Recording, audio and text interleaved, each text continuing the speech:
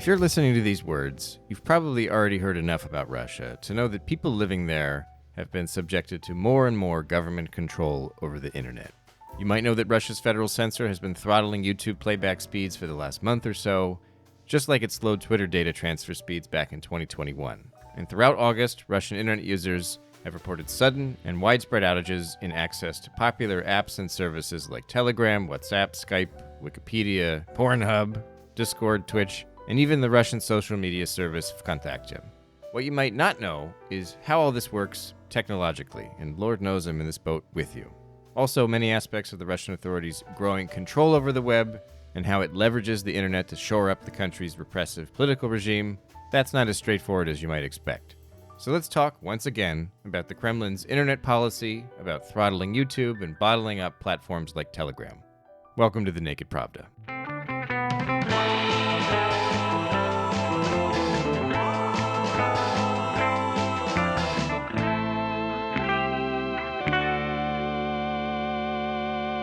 Howdy, folks. Welcome back to the podcast. Welcome back to the show. I'm your host, Kevin Rothrock, the managing editor of Medusa's English language edition. By my count, this is at least the sixth time I've done an episode focused on the Russian internet, and most of these shows have been about censorship. So it's no exaggeration to tell you that we've been here before. And that's a bummer, because Russians have been involved in a lot of inventive work online, but the authorities' crackdown has only gotten worse over the years, and the state's surveillance has also opened the door to some spectacular criminal opportunities. We'll get to that in a bit, but first let's talk about a widespread disruption on August 21st that knocked out Russians' access to a whole host of popular online services, including the messengers WhatsApp and Telegram. The federal government's media regulator, Roskomnadzor, immediately commented on the outage, claiming that the cause was a massive distributed denial of service, or DDoS, attack. But cybersecurity experts are calling BS on this explanation. This was at least the third major disruption to Russians' Telegram access since the start of the month, following similar outages reported on August 12th and August 19th. Then, as now, experts argue that the state authorities are likely testing their capacity to block Telegram. To find out more about what is apparently happening here, I welcome back to the Naked Pravda Sarkis Darubinyan, a senior legal counsel at RKS Global, a digital rights advocacy group that promotes human rights in the digital sphere. Earlier this year, RKS released a report titled State of Surveillance, a study on how the Russian state, through laws and technology, carries out digital surveillance. Well, yeah, we have lots of messages from the users that report that lots of hundreds of services do not work, and everything started from Telegram.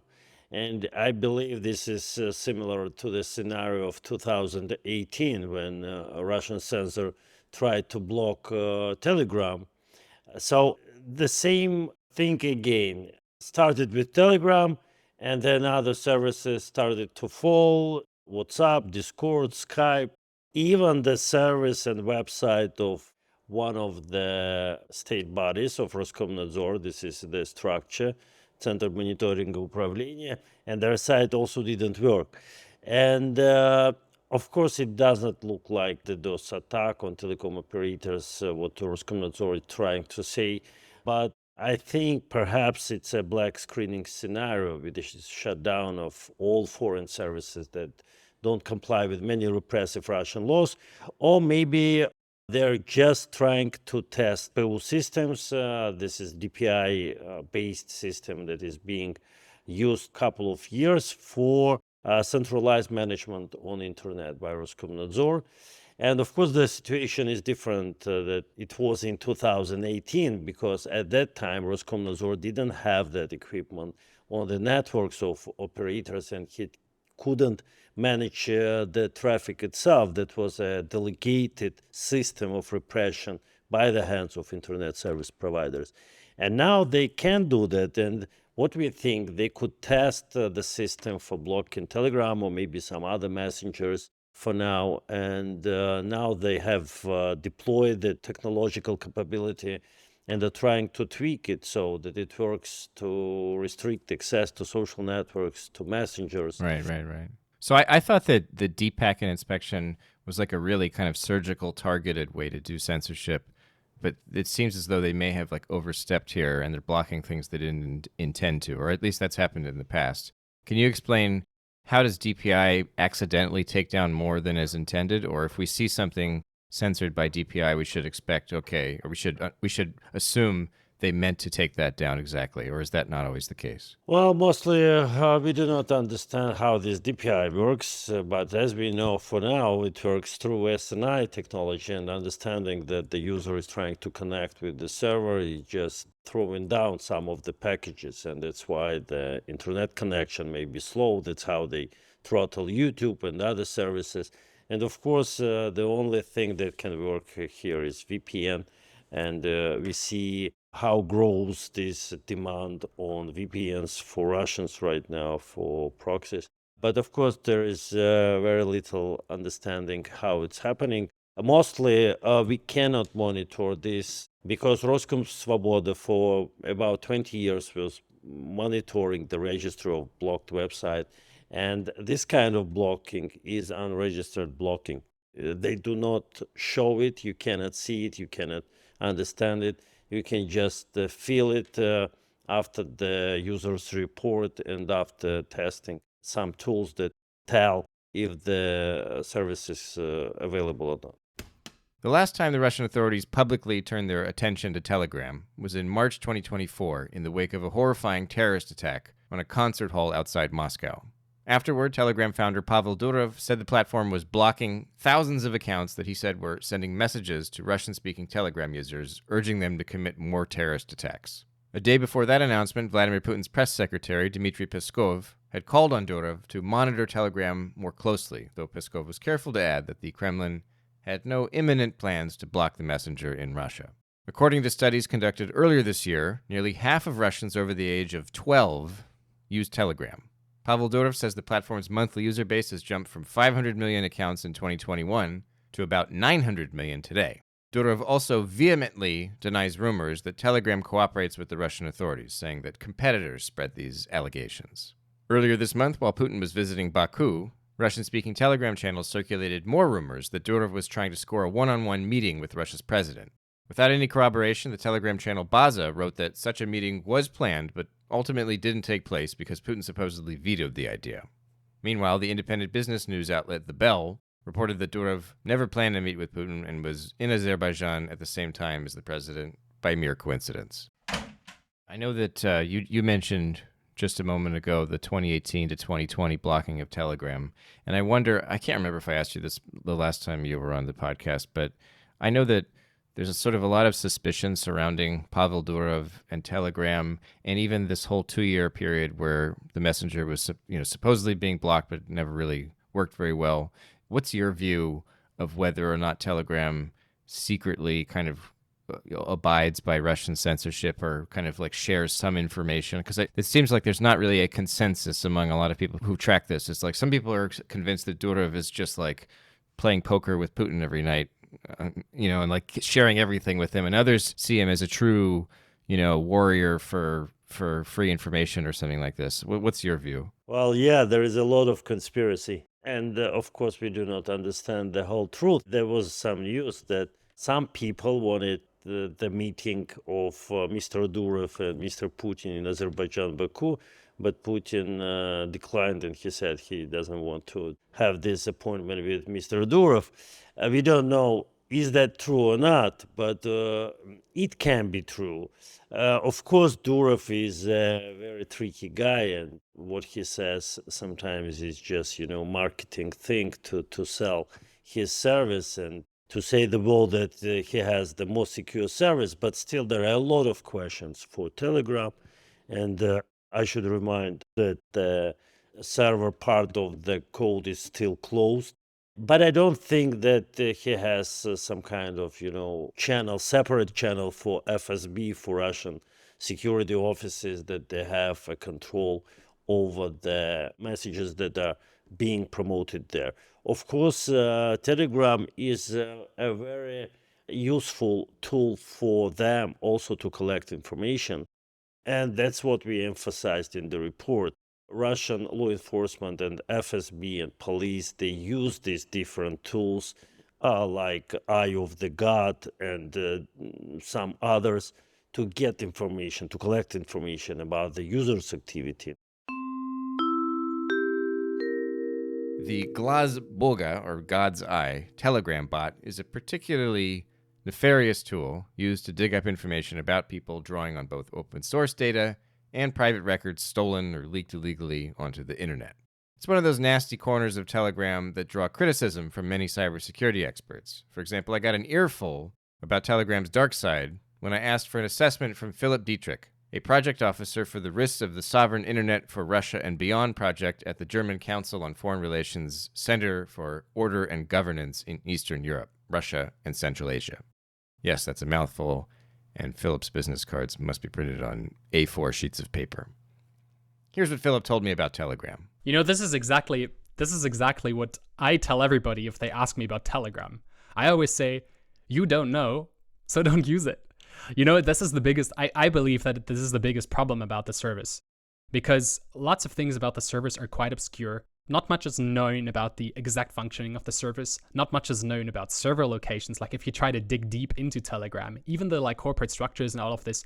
Again, I think there is actually, if I'm not totally wrong, isn't the Russian sovereign fund or something? Aren't they don't they have parts, didn't they invest into Telegram? Didn't the UAE fund invest in Telegram?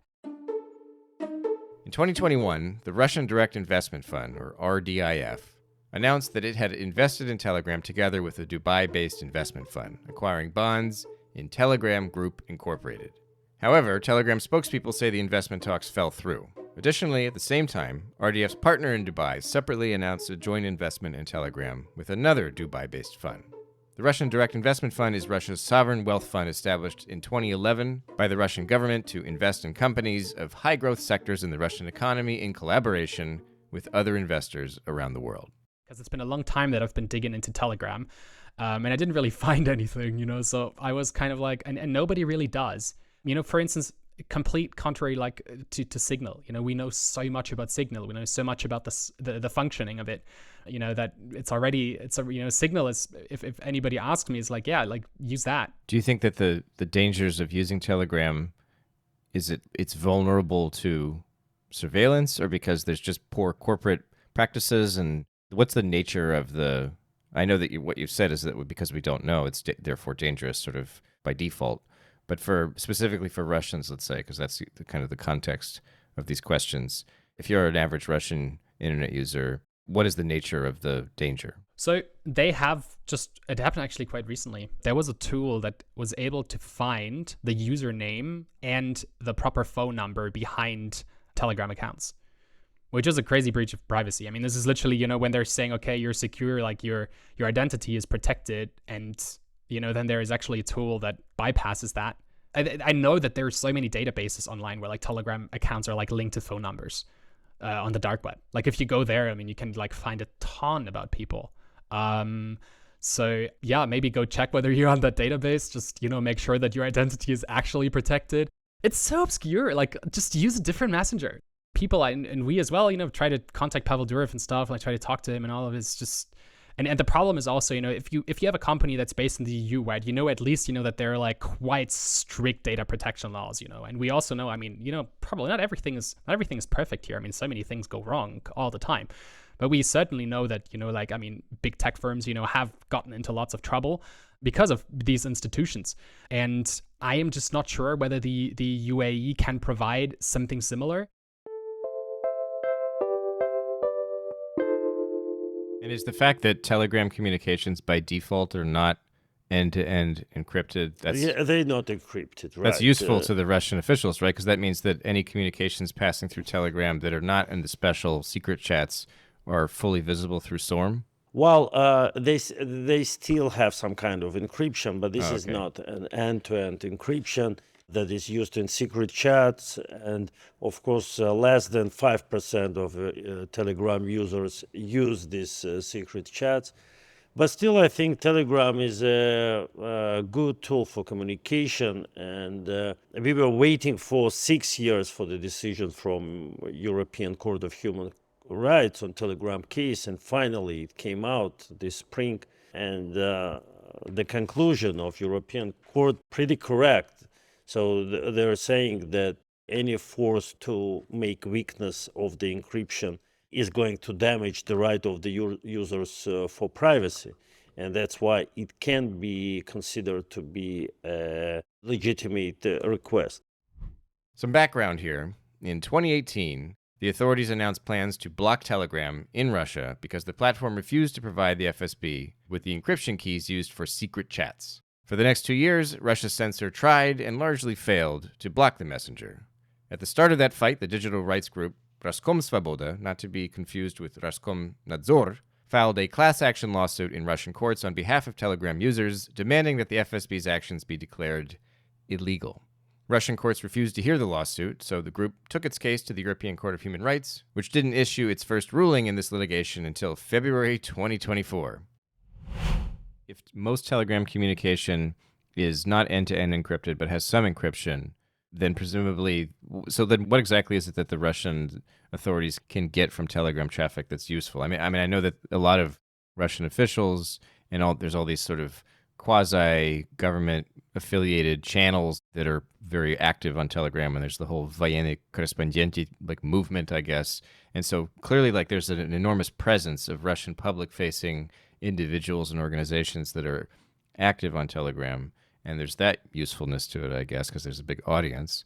But from a technical standpoint, from a surveillance standpoint, is Telegram particularly good for the Russian authorities, or is it kind of neutral or bad, or what's? Well, if we are talking about the SORM, the state system for surveillance, of course they do not see who are you trying to connect with.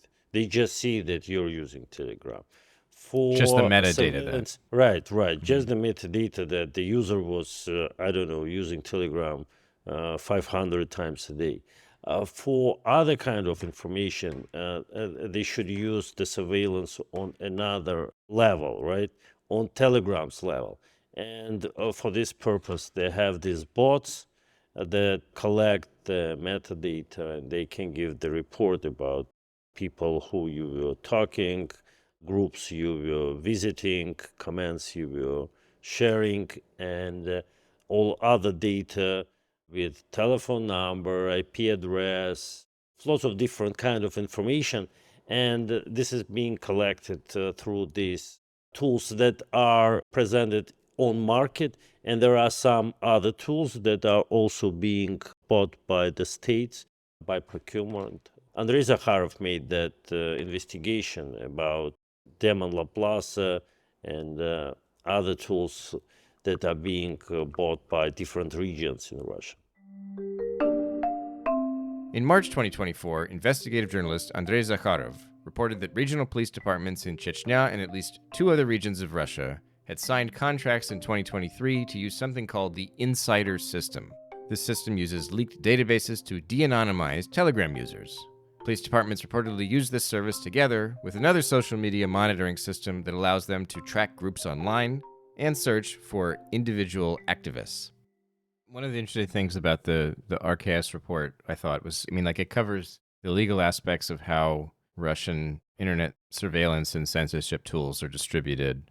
And it talks about SORM. It talks about how the police also have access to this information, but it's not really as good as the FSB. They either have to go through the FSB or they have to go through the internet service providers or the social networks and file these requests, or they can do these informal sort of corrupt approaches where they're using contacts or they're basically buying leaked or stolen information.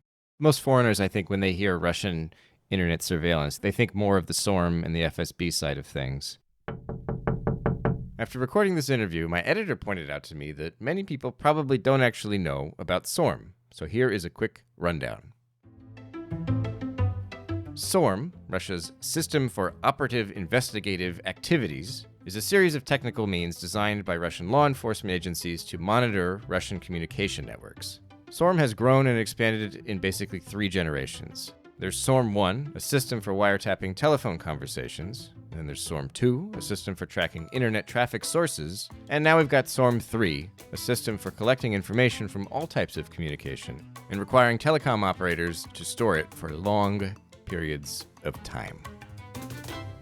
and it's only the ones who actually follow the news or track this stuff sort of professionally or as a really devoted hobby that they know about this whole market for kind of like profit-driven information that's pulled by the police using surveillance powers.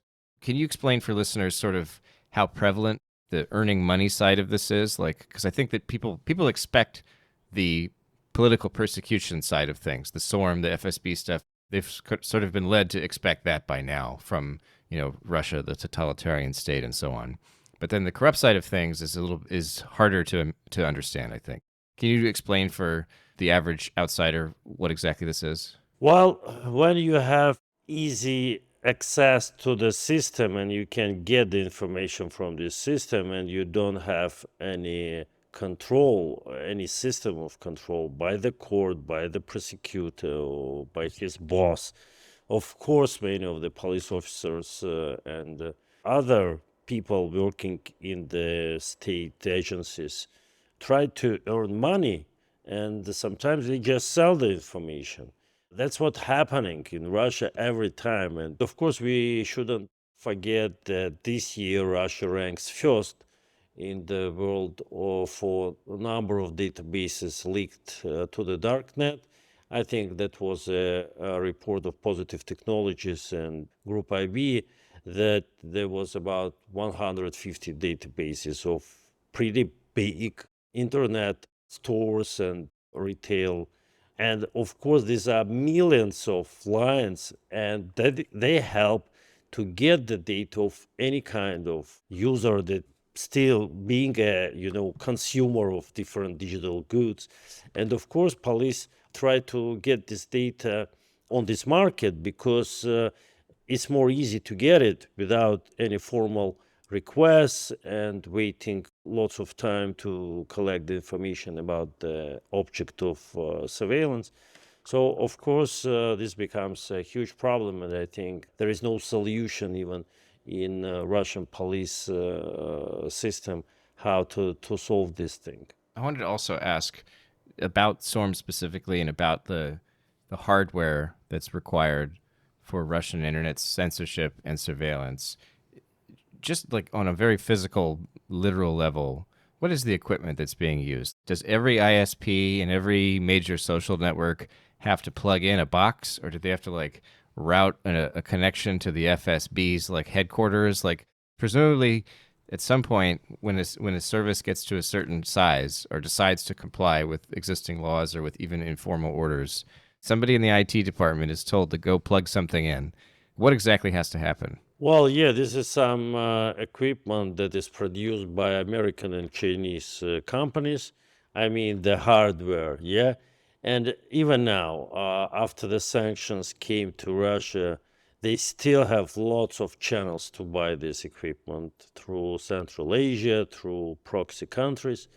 And on another side is software working with this hardware.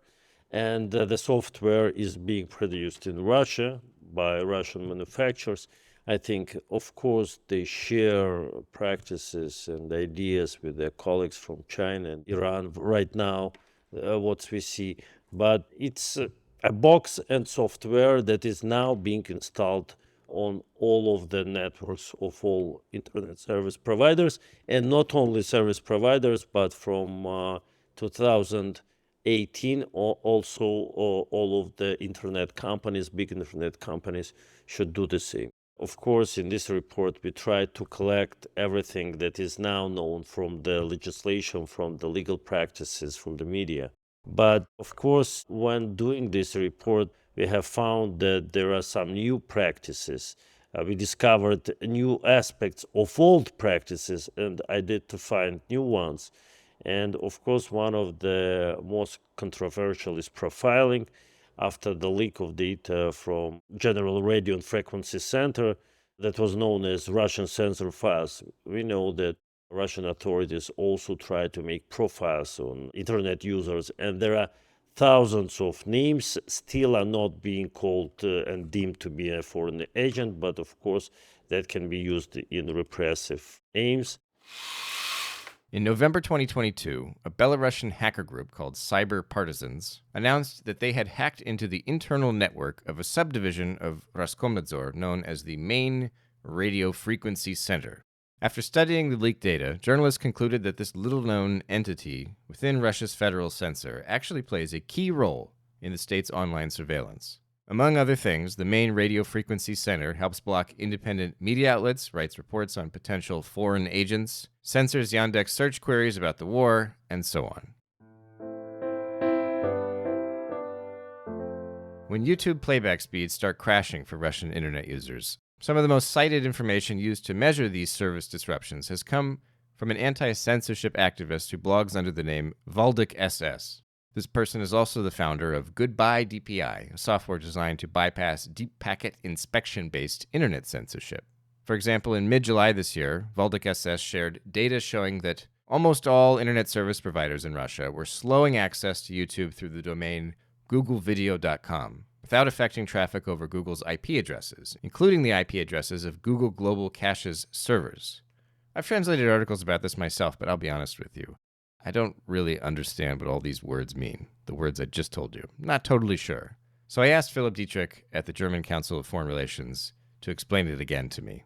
So when you establish a connection, let's say, you open YouTube on your browser, when you establish a connection, the main layer, the first layer is kind of the IP layer. It's just, how like servers like basically know who each other is. So, your computer has an IP and then the server has an IP.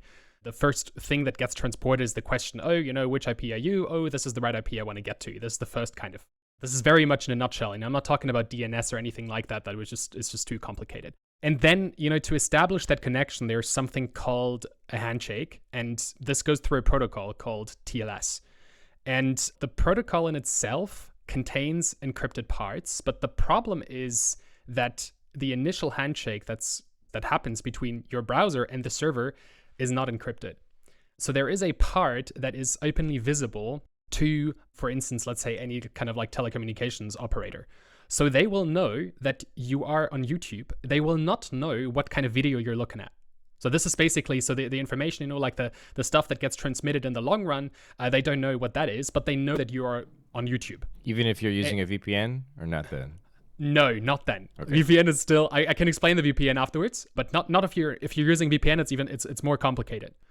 So what happened with this guy on the forums posted basically is that there is actually another thing. It's an extension of the TLS protocol, which is called SNI, server name identification. So essentially, Google has tons of servers. And on these servers, there is a variety of services that are stored on these servers. But a lot of these servers share the same IP address. So for instance, with the same IP address, you could reach services like YouTube, but also like other Google services that are all under the same IP address because they're on the same server. So the server kind of needs to know, okay, what part of the Google services does the user want to access? So do you want to go on YouTube? Do you want to go on Google Drive? Do you want to go on Google Docs? And so basically there is something, the extension of this TLS protocol is called the SNI, server name identificator, that then determines which part of the server you want to go to. For instance, for YouTube, it's Google Videos. And then the server knows, oh, okay, you want to go to Google Videos. The problem with this SNI extension is that it is openly visible. And based on the current information that we have is that the state, the Russian authorities, managed to basically find these SNIs and they are blocking them. Or at least they're dropping the packets. So this is maybe one of the potential explanations. All of this is, potential explanations based on the evidence we have. And there's unfortunately not that much evidence. The thing is, most of the time, the common denominator with Russian propaganda is that there is always a little bit of truth to it. It's the story isn't entirely bogus. There's always some kind of truth to it. And then, it goes into a totally different direction. So it is true that Google sent global cache servers to Russia. We know that. These are basically Google servers that they send there for free. And the only thing that the internet service providers have to do is they have to give them power and have them running, but they're all managed by Google. What are these servers? These servers are something that in non-Google terms, you would call it a CDN, a content delivery network.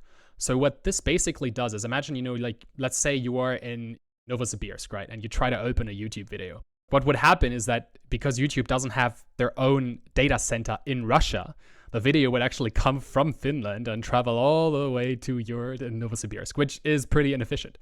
So what do they do? So the local service providers, they cache these videos on servers. And once one person has opened that video, it gets cached there. So then all the other people in Novosibirsk that watch the same video then have it very, very quickly because it's already cached. How slow would YouTube be without these servers in these local CDNs? That's a good question. I mean, it would depend on the region. There must be countries that don't have Google Global Cache in them. Is YouTube unusable in those countries? They're present like almost everywhere. Oh, okay. But the internet without CDNs would certainly completely break, because then all the information would go over the backbone network, and the backbone network just couldn't handle that amount of data. You would basically pull every single bit of information directly from the server, and it would never be cached locally, which that would break the internet. But Russia is presumably surrounded by Google Global Cache, even if Russia, say 15 years from now, doesn't get any new ones and they've let them all die. If you're sitting like in Moscow, you can't be very far from the ones that are in the Baltics or Poland or something like that, right?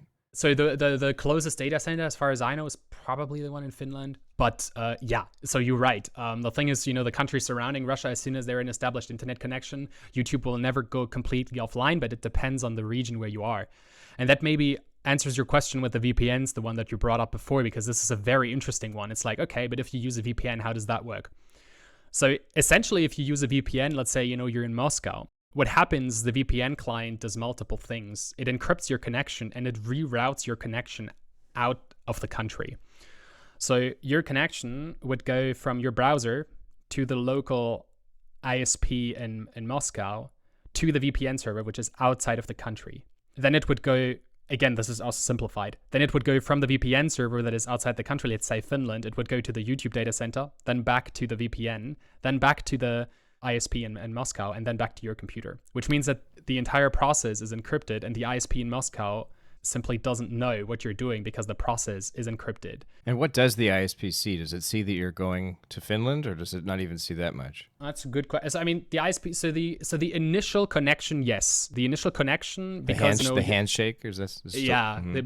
But that only once the VPN connection is established, the ISP basically doesn't really know anything. The only thing they know is that you're using a VPN protocol most of the time. The thing is just that these protocols now are encrypted, which the VPN protocols are always encrypted, but they're obfuscated, which means that they resemble normal protocols now. They're getting very smart about that. So before, it was quite easy for an ISP to detect, oh, this is just normal, and it's just a normal VPN protocol, whatever, OpenVPN or whatever kind of protocol you want to name. And, they would just easily block it. But now these protocols actually look like normal connections. Like they're crazy. They got crazy complicated in a way that it's much, much harder for ISPs or any DPI technology to block them. The problem is just, again, as I explained the connection, this connection again goes over the backbone network. So imagine all the Russians turn on the VPN, and there is this possible situation where so much traffic goes over the backbone network that it would actually completely throttle the entire Russian internet, because just think about a tube like water flowing through. If it's full, it's full. Like there's no more capacity. Whether this will happen or not is very hard to predict. It's almost impossible to predict, but it could be one potential reason why the Russians have been so reluctant to fully block YouTube, because it could actually lead to an internet crash. Because using VPNs bypasses the CDN architecture of the internet. Correct. And overloads part of it that wasn't designed to carry it that way. That is correct. Yeah, okay. Exactly.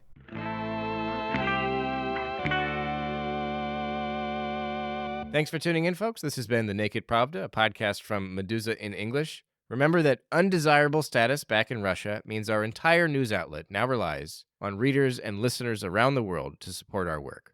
Please visit our website for information about how to become a contributor with one-time or recurring pledges. Thanks again. Until next week.